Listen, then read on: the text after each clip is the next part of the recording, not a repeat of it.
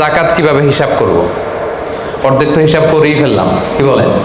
এই যে লিস্ট করে করে স্বর্ণ, ক্যাশ, ডিপোজিট, সঞ্চয়পত্র, আমার শেয়ার বাজার, আমার ইনভেস্টমেন্ট, আমার ডিপোজিট, আমার এটা করতে করতে করতে করতে বিশাল, ধরেন একটা উদাহরণস্বরূপ বলি যে ধরেন 20 লাখ দাঁড়ালো আমার, 20 লাখ টাকা, স্বর্ণের দাম সহ ইত্যাদি সহ সবসময়।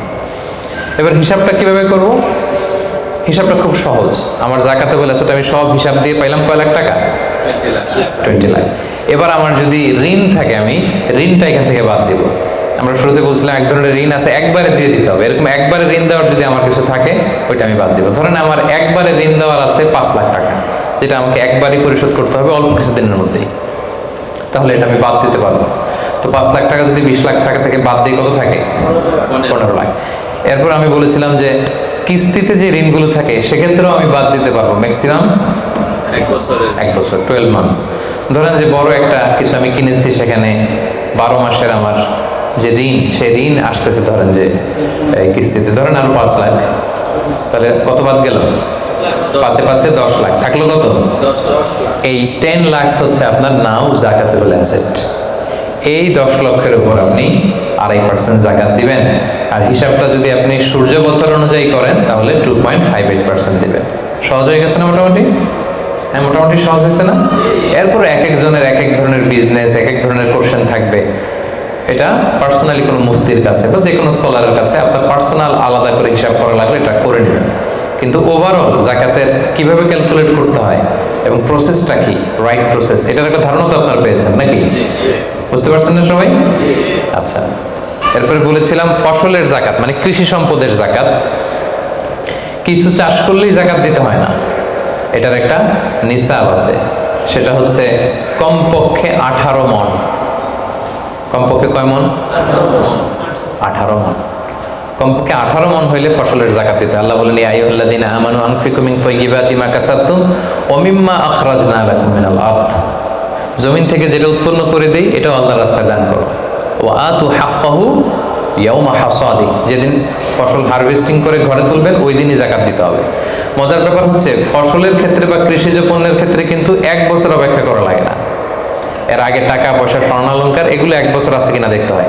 কিন্তু যারা কৃষি কাজ করে ফসলের ক্ষেত্রে 1 বছর 1 বছর নেই, ফসল যেদিন কাটবেন ওই দিনই ফসলের জাকাত।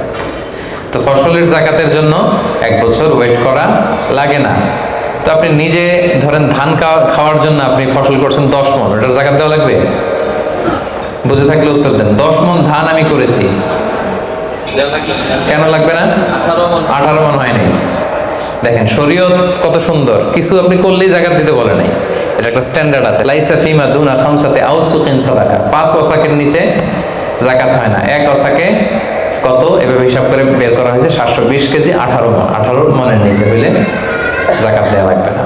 আরেকটা ব্যাপার হচ্ছে যে কোনো ফসলে জাকাত হয় না যে ফসলগুলোকে গুদামজাত করা যায়, পচনশীল যদি হয় হবে না। যেমন আম রাখা যায়, কলা রাখা যায়, পেঁপে রাখা যায়, শাকসবজি রাখা যায়, রাখা যাবে হচ্ছে চাল, ডাল, গম, ভুট্টা, খেজুর, এগুলা গুদামজাত যদি করা যায়, ওগুলো যদি 18 মণ হয় তাহলে আপনি জাকাত দেবেন। তো জামের চাষ যারা করে তারা কি মোটেও দিবে না জাকাতের কোনো কিছু থাকবে না? হ্যাঁ থাকবে। তাদের হচ্ছে উরুদুত যারা ব্যবসার হিসাবে ওই যে হিসাব করবে যেদিন, ওই দিন দেখবে যে আজকে আমার বিক্রি করার মতো কয় খাঁচি আম আছে, 40 খাঁচি আছে, দাম কত, ওই অন্যান্যের সাথে যুক্ত করে নেবে। কিন্তু ফসলের দিতে হইলে কমপক্ষে 18 মণ, এবং এটা গুদামজাত করা যায় এমন পণ্য হইতে হবে। কিভাবে দিব বলেন? 18 মণের বেশি করছেন, ধরেন 100 মণ হয়েছে আপনার ধান, কিভাবে দিবেন? 2.5% দিবেন না। ফসলের জাকাতের হিসাব হচ্ছে ওশর আর নিসফে ওশর। আরবি বুঝতে যদি কষ্ট হয় সহজ করে বলি, 10% আর 5%। ফসলের জাকাত হচ্ছে ভাই 10% আর 5%। 10% আরবিতে বলে ওশর। কখন 10%? যখন এটা ইরিগেটেড ল্যান্ড হয়, আল্লাহর দেয়া বৃষ্টির পানিতে চাষ হয়ে যায়, আপনার আলাদা করে সেচ দেয়া লাগে না, আল্লাহর দেয়া বৃষ্টিতেই হয়ে যায়। এটা হচ্ছে কস্ট ফ্রি কাল্টিভেশন, অর্থাৎ খরচ টরচ নাই, আল্লাহ বৃষ্টি দিছে, দান গুনে দিছেন, হয়ে গেছে। এটা 10% দেবে। 100 মণ হইলে 10 মণ। আরেকটা হচ্ছে আপনার সেচ দেয়া লাগে, এটা হচ্ছে কস্ট বেসড ইরিগেট কাল্টিভেশন, আপনার সেচ দেয়া লাগে।